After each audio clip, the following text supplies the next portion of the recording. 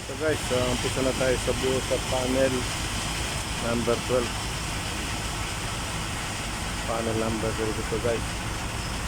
Ito yung binubuhusan na ito. First 2 truck ito guys. Panel 12 ito guys.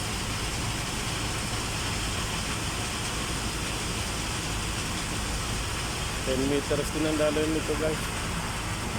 600 mm thickness. Guys, panel number 12 in progress ang buhos natin.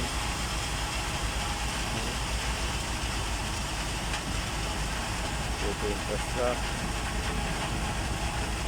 Ito naman yung second truck. Sabi 2 truck pa lang. Ang 4 na truck lang ito guys. Konti lang ang volume nito.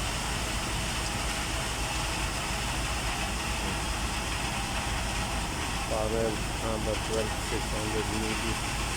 Thickness 7 meters ang length. 10 meters ang depth. Okay.